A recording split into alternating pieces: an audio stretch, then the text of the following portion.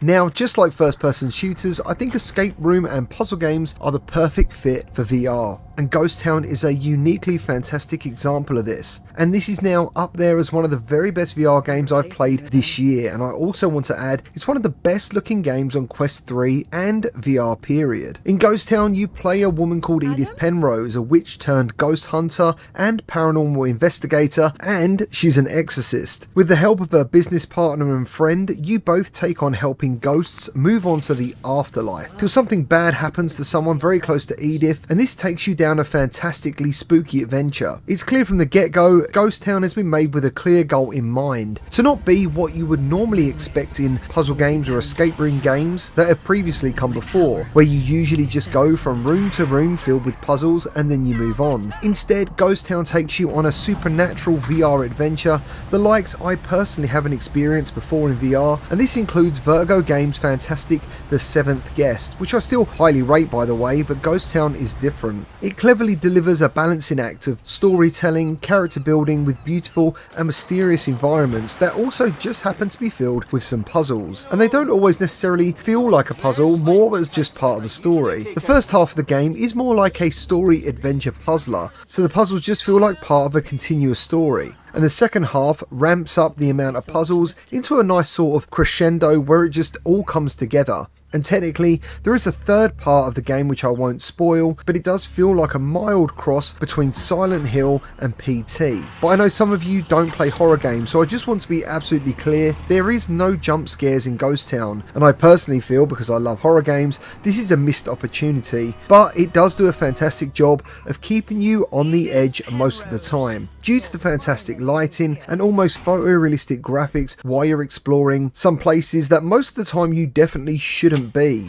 And they can be extremely spooky once you start seeing the ghost-like figures, but there was never any real scary moments, and by the time the end credits rolled, I looked back on the whole experience and felt what Fireproof Games have done here is pretty masterful. It's a bit like the Goonies. Places can look creepy, sound creepy and feel creepy, but nothing really happens to scare you, and that means everyone can play Ghost Town and enjoy it, but I still think some of the environments alone might make people nope out. So let's talk about the graphics for the Quest version. This game is coming out on PSVR2 and Steam later in the year, and if you haven't already guessed, this game floored me many times through the 5 hours it took to complete it. Ghost Town is set around the 1980s, which I was lucky enough to witness firsthand, and this game cleverly transports you back to that time, especially when you enter the base of operations, and that's Edith's flat. The technology around you is old video players, CRTs, and even the clothes and the wallpaper make you feel like you've been transported back in time. The music, the character animation, the voice acting, the photorealistic environments, the lighting and the attention to detail was well above what I expected. There's so many things I could mention that impressed me, especially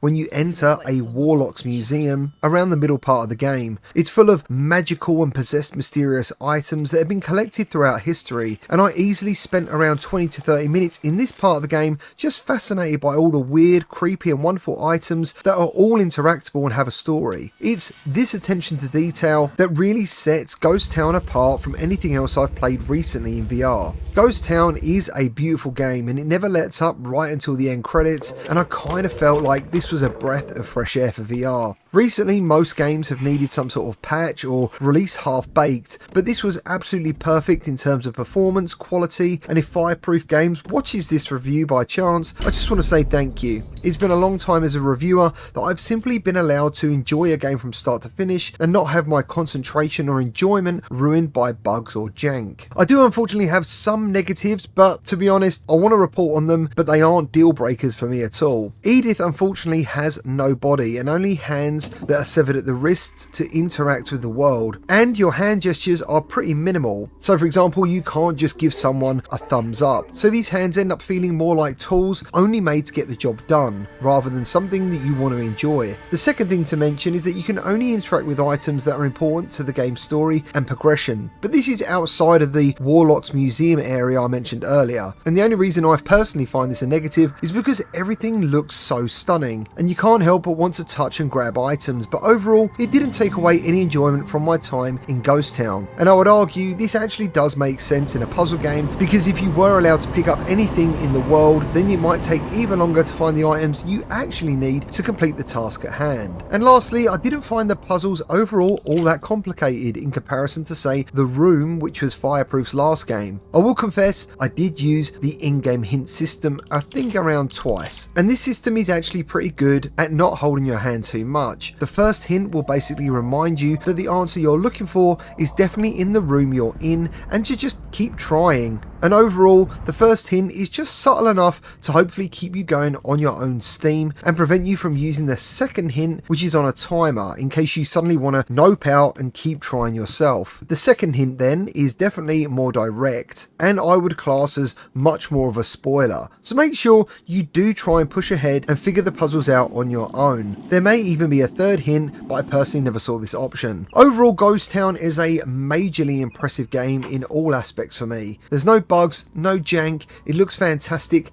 and the playtime is spot on for the price they're asking. I did feel it was a bit shorter than I would have liked, but I honestly feel that's only because I just wanted to keep playing once the credits rolled, because it was just such a great experience, and I really hope that people actually share this review around, because I really would like to get a sequel. Well, that's all I've got for you today. Thank you to everyone who leaves a like and subscribes for more VR content. I will be posting a full playthrough of Ghost Town on my second channel, and I'll leave a link to that in this video description, and I'll see you on the next one.